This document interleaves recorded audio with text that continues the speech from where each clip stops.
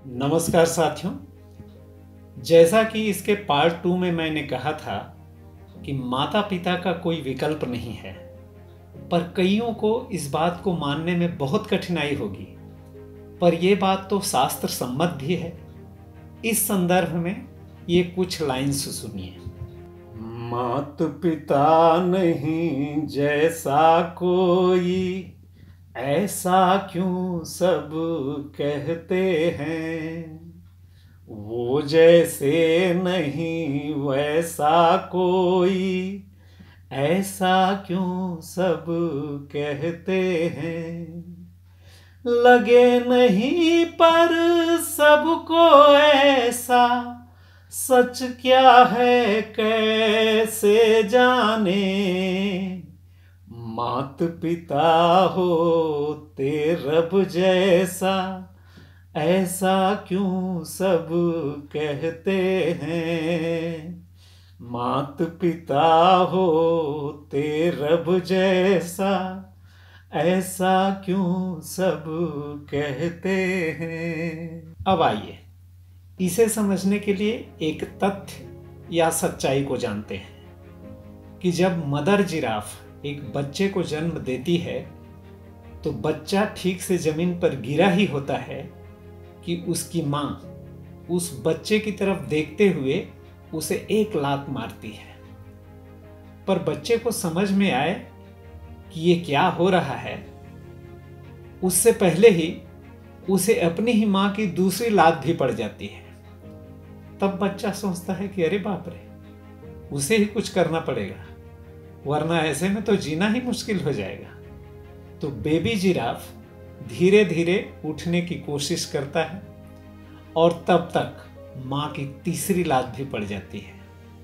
अब बच्चा किसी तरह जल्दी से उठता है और अपनी मां से दूर होने के लिए सरपट भागता है। इतने में उसकी मां दौड़ के उसके पास जाती है और फिर अपने बच्चे के अंग अंग को चाटते हुए उसे बेइंतहा प्यार करती है। और ऐसा वो इसलिए करती है क्योंकि शेर को जिराफ के बच्चे बहुत पसंद हैं। तो मदर जिराफ अपने बच्चे को पैदा होते ही कुछ लात मार के जिंदा रहने के गुर सिखाती है। अब बात करते हैं मनुष्यों की।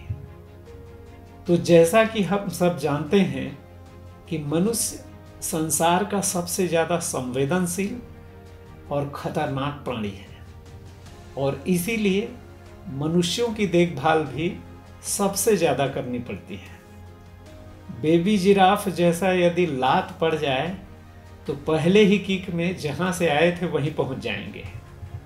एक शोध के अनुसार नॉर्मल डिलीवरी होने पर एक मां को लगभग उसके 200 हड्डियों के टूटने के बराबर का दर्द होता है। खाना पीना, सर्दी बुखार से लेकर चलना चलाना और पेशाब पखाना का हिसाब लगाएंगे तो मनुष्य से ज़्यादा परजीवी कोई भी नहीं है, और वो भी लंबे समय तक के लिए, जब तक कि वो आत्मनिर्भर न हो जाए। जो माँ नहीं है उन्हें लगता है कि वो कितना कष्टप्रद काम कर रही है, पर एक माँ को अपने बच्चे के लिए ये सब करने में कष्ट नहीं बल्कि आनंद की अनुभूति होती है। और इसीलिए शायद यह बात कही जाती है कि ऊपर जिसका अंत नहीं उसे आसमां, और जिसके प्यार का अंत नहीं उसे माँ कहते हैं। चूंकि पशुओं के मुकाबले में इंसान को कई गुना ज़्यादा देखभाल की ज़रूरत होती है, इसलिए माँ के साथ साथ पिता को भी शारीरिक, मानसिक एवं आर्थिक दायित्वों का निर्वहन करना पड़ता है। ज़्यादा समय तक सहारा देने के कारण ही माता पिता कभी कभी सोचने लगते हैं कि काश उनके बच्चे जल्दी बड़े हो जाते हैं, लेकिन वे इस बात को भूल जाते हैं कि बच्चे जितने बड़े होंगे समस्याओं की साइज भी उतनी ही बड़ी होती जाएगी। तो बाद में वो ये भी कहने लगते हैं कि बच्चे छोटे थे तभी अच्छे थे। इस बात को भी जानना होगा कि इन सारी कष्टों के बावजूद भी हर पशु और हर इंसान ये चाहता है या चाहती है कि उसके बच्चे हों, जो कि हमारा प्रकृति या परमात्मा प्रदत्त स्वभाव होता है।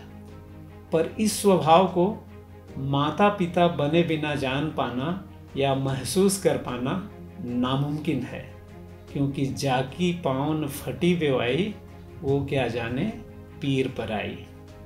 माता पिता और खास करके माँ द्वारा उठाए गए इन कष्टों की कीमत कोई साधारण मनुष्य तो क्या, श्रवण कुमार भी अदा नहीं कर सकते।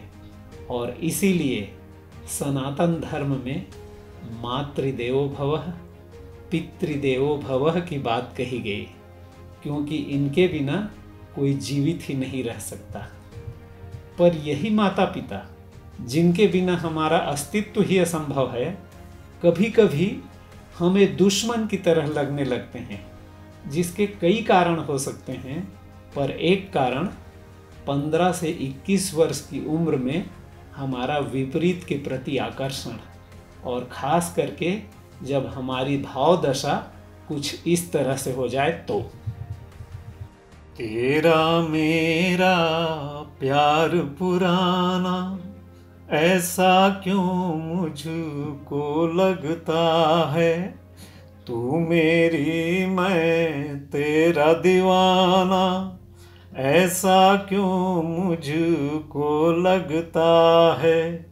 साथ रहूं अब हरदम तेरे, मेरी चाहत कुछ ऐसी है, देखूं तुझे कर कर के बहाना ऐसा क्यों मुझको लगता है। रूप तेरा है सबसे प्यारा ऐसा क्यों मुझको लगता है, तेरे बिना सूना जग सारा ऐसा क्यों मुझको लगता है। बिन देखे तुझे चैन कहाँ अब, तुमको भी मालूम तो है, बहके तुझ बिन तन मन सारा ऐसा क्यों मुझको लगता है, बहके तुझ बिन तन मन सारा ऐसा क्यों मुझको लगता है। अब ऐसी भाव दशा में जब दोनों बहक रहे हों, तो माता पिता की समझाइश दुश्मनी की तरह ही नजर आएंगी, और जिसके कारण कुछ गलती हो जाने की संभावना बहुत बढ़ जाती है। सच क्या है और ऐसे में क्या करें, जानने के लिए इसकी अगली कड़ी का इंतजार करें। तब तक के लिए शुभ रात्रि, गुड नाइट एंड सबब खैर।